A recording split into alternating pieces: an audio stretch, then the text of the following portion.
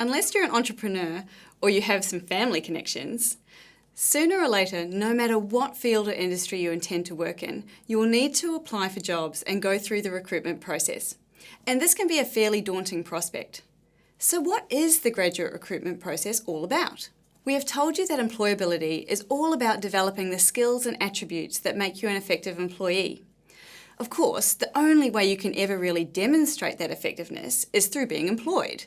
And that means at some point you will need to navigate the recruitment process. This course is designed to help you communicate your employability to your employer. We won't be stepping you through the application, assessment, and selection process of recruitment. If you need help with preparing for these processes, for example, writing a resume or interview practice, you should see your university career service or an independent career practitioner.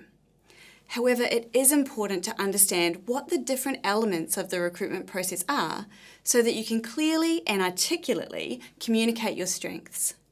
Recruitment processes can vary quite a lot, from a simple job application and one-on-one interview to a series of staged recruitment events such as online testing, multiple interviews and assessment centres. If you have had a casual job, you may have already been through some of these processes and have had some experience with writing job applications and attending an interview. No matter what the process, what you do is communicate the skills and attributes that you can bring to the role so that an employer can make a judgment as to whether or not you are suitable for the job. Particular elements of the recruitment process are designed to extract certain information about your capabilities. For example, many assessment centre activities are designed to ascertain how you work with others, while online testing may be looking at particular technical or reasoning abilities. A lot depends on the industry or size of the organisation that you're applying to work in, but it is important for you to understand what will be required of you once you know that you have progressed past the initial application stage. Here are some of the most commonly used recruitment techniques. Online application, interviews, phone, Skype, panel, one-on-one, assessment centres, psychometric and personality testing, aptitude and competency testing, written exercises, workplace scenarios or case studies, presentations.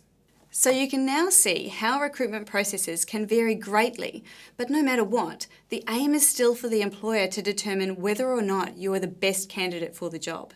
We've outlined some of the commonly used techniques in recruitment, but remember that what you will experience will be different depending on the kind of job you are applying for and the organisation and industry.